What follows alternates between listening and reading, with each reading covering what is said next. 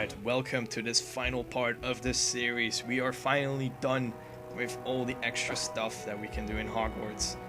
So yes, it's time to go to the Great Hall ceremony and pretty much just finish up this game, really, because once you go in there, well, that's pretty much it. You are done. That is the last cutscene, and you'll get the credits shortly after that. So yeah, let's just try and wrap up this series. It's been fun, isn't it? So yeah, let's do it.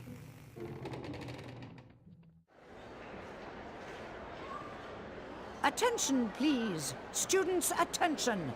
The headmaster wants to address you. Silence. It isn't too late to lose house points, you know. This House Cup ceremony brings the school year to an end, and an eventful year it was. Without further ado, I shall now present the cup to the Hogwarts house with the most points. Think we'll take it again this year? After you and Harry saved Hogwarts, I should think so. In fourth place, Ravenclaw.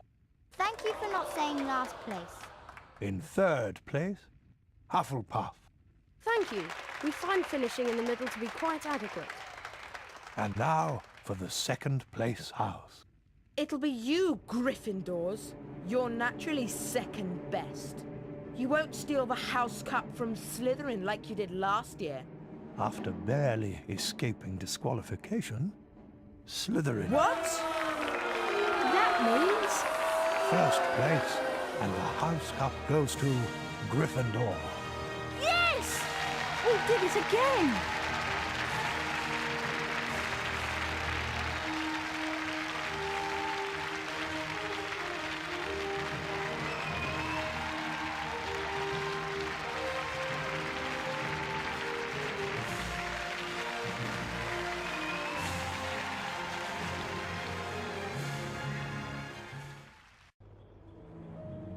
So here we are at the credits. This is the end of the walkthrough series for this game. Quite funny to mention, like I said, Ravenclaw wasn't in last place, it was in third place. Like I said, Hufflepuff was the one who actually sucked, but apparently, you know, the cutscene is as such that Ravenclaw finished last, no matter how many house points they have. So it's a little error on their behalf, but whatever. We've done it! We have completed this game. It was a request from Pocket Wolf, I remember, and I really want to thank you for suggesting this game because, well, I love to play it. It was on my mind a bit, but it's really fun that someone actually comes along and says, hey, I want you to play this game and do a walkthrough of it. Yeah, sure, anytime. I know the big question, of course, is going to be, will I do another Harry Potter game? And the answer will be yes, most probably. Now, by the time you see this, you know, I will probably already have tested the first Harry Potter game, because I also own it on PC, on a CD-ROM. So, by the time you are seeing this video, I probably have tested the game already, see if it works on Windows 7 and whatnot, because maybe there are compatibility issues. But we'll see and try to fix those as it comes along. But if you really want to know whether the Harry Potter and the Philosopher's Stone walkthrough will be a real thing, you have to check my Twitter, @LuxAtusPatella, and maybe it would be wise to also read on RayQ's blog. So there will be a link in the description for that, and I'll maybe show it on the screen somewhere. Yeah, so really keep an eye out to see whether there will be a new series, developments on new series, whatever. Also, leave suggestions in the comments, you know, it's not like, because even though I'm thinking of doing a Harry Potter 1 walkthrough, this doesn't mean that you can't send any suggestions, just send me suggestions. Another question then, because it's kind of indirectly to this question, will you then also do a Harry Potter and the Prisoner of Azkaban walkthrough for the PC? Now that is debatable, because the third game is probably my least favorite from the first three games. So you have this one is probably my favorite. Then you have Harry Potter 1, and then you have Harry Potter 3. In that order is my preference for them. So Harry Potter 1, yeah, sure, I'll try to do that. I'm really excited to do it. Harry Potter 3, I'm not saying I don't want to do it, because of course I can do it. I know I can do it because I've played that game before and I've completed 100% as well. But, you know, the thing is, you know, these series are quite lengthy, at least for me to make. And, you know, editing-wise for this series, it's been a lot more work than, let's say, my last walkthrough series of Tarzan, or Croc 2, or Disney's Dinosaur, Toy Story 2. You know, all these games. It's editing-wise, this one has been the hardest to do. And you might be thinking the credits are ending. Oh no, you're running out of time, Lux, to say some wise things. Don't you worry, because if I'm correct, the credits will just repeat themselves. So yeah, lucky for those whose name is going to pop up twice, because I talk too much, I guess. So where was I? Oh yes. So yeah, Harry Potter 1. Definitely gonna do that if it works out. Really, I'm gonna try and prepare as much as possible. You know, just try and doing that. Harry Potter 3, I'm not excluding it, but like I said, it'll be on a waiting list of some sorts because, you know, why not? Harry Potter 3 is just, like I said, it's not my favorite game, but you know, I'm not gonna say I'm not gonna do it. Never say never, you know, but I'll put it on a hold. Hopefully, Pocket Wolf, I hope you're not mad about that, but I'll do Harry Potter 1. And I've seen some footage of it as well on YouTube of other players, and that game looks a lot more crude than this one. This is really like the nice, polished up version of the first game. They really got everything right in this game, but I think the first game is going to be so much harder to play when it comes to the controls. Oh god, but that's something I'll have to endure.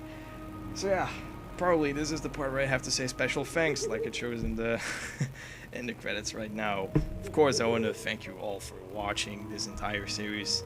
If you have been from the start, if you have been following the series live, or doesn't matter, if you have been following the series live, or you've just picked up this series by just pretty much binge watching all of it, I want to thank you, of course, for watching that. Thank you to all the loyal viewers who have been placing comments and liking our content. It really means much. You really support us doing that, and yeah, just. Pretty much we have seen some really amazing growth on the RayQ3 channel as well. I'm not saying it's only because of this walkthrough series, but I do think that, you know, the more walkthrough series I make, you know, the better it's actually going for our channel.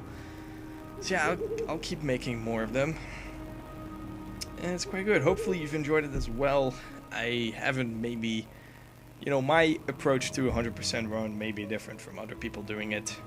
But this is my way of doing it, and it has turned out to be quite an effective way, if I would say so. You know, people may have been quite frustrated that I left all the treasure chests unopened all this time and I saved it till the end. It's very tempting to open them, but for me it's easier to create some sort of a structure.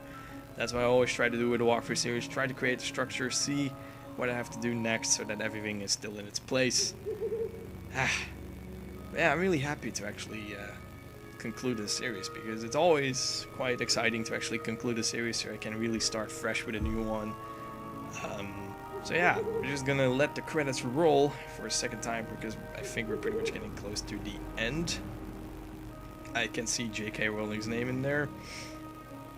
And you're probably thinking, well, can you still free roam in Hogwarts after this? I believe you can't, because I've saved up back at the Grand Staircase.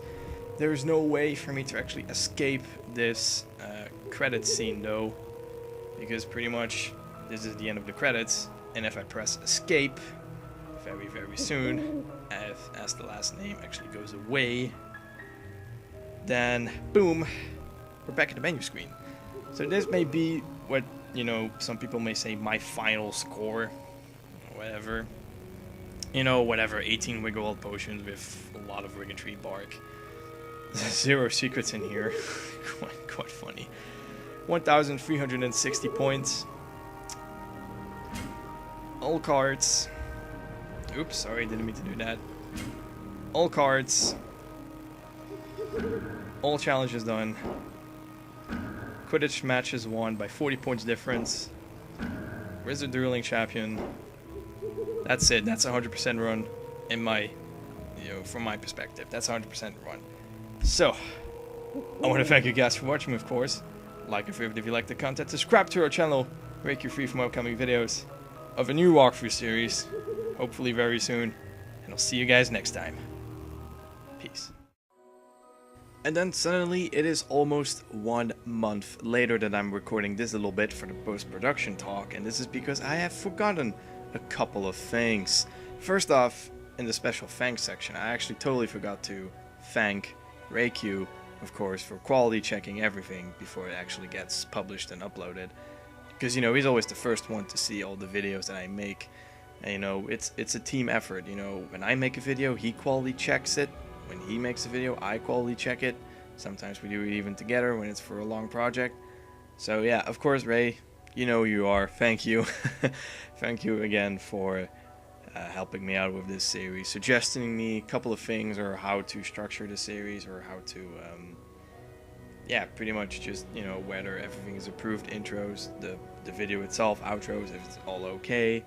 And of course helping me with annotations, because annotations are goddamn awful.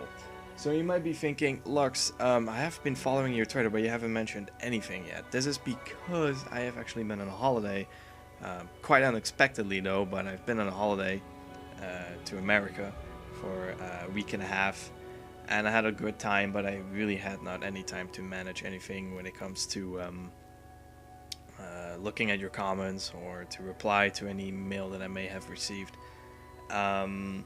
And tweeting, because I haven't done that, so I haven't promoted the last couple of videos.